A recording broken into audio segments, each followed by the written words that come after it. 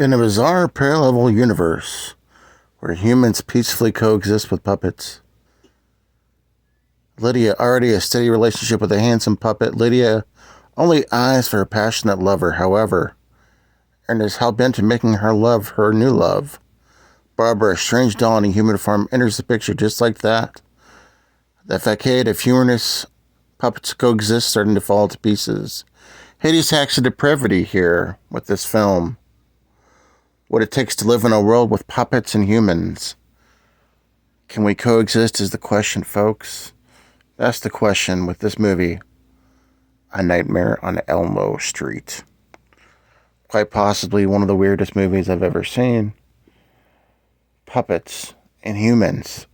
Can they coexist?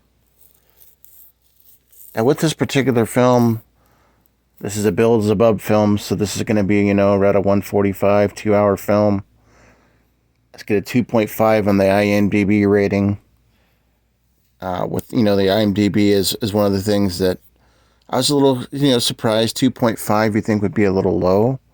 It is a 2015 motion picture. So let's talk about this one a little bit here, a little farther in. Now, I'm going to say that there is some subject matter in this film that people may not be in agreement with. There are rape scenes, there are Beelzebub scenes, which is basically scenes of nudity. Almost all nudity throughout the entire film. Selective lingerie choices in typical Beelzebub form. And basically, the plot is that humans are trying to exist with puppets, and these girls are basically attracted to puppets in this world where puppets are basically like humans. And things start to happen and people start to get picked off. I'm just going to leave it at that because I don't want to go too farther into the film. I don't want to spoil it. As you can see from the back here, obvious lingerie choices are selective. I'm probably going to get flagged for that. I'm not going to open up the inside because I've actually already seen this movie before.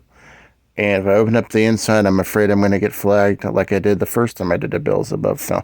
But anyways, let me give you my thoughts on this one. This movie is definitely not necessarily in my cup of tea. Don't get me wrong. I love beautiful women.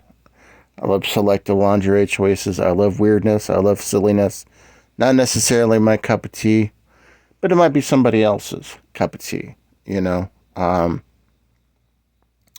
Obviously, you're not going to get, Academy Award-winning acting in a film like this, which is okay.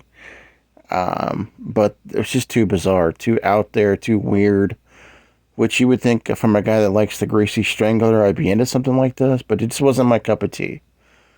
So I'm going to give this one actually a 2 out of 5 on the Bogland scale. I agree with the 2.5 rating. And, let me know if you guys have seen this motion picture, and I'll catch up with you later. Peace.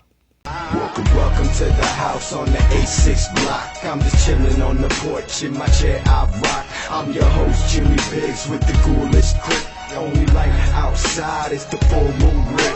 Welcome to a world mixed with evil and good. If you didn't plan on staying, then you misunderstood. This ain't a nightmare, the figment of imagination. Step aside and the house will awaken.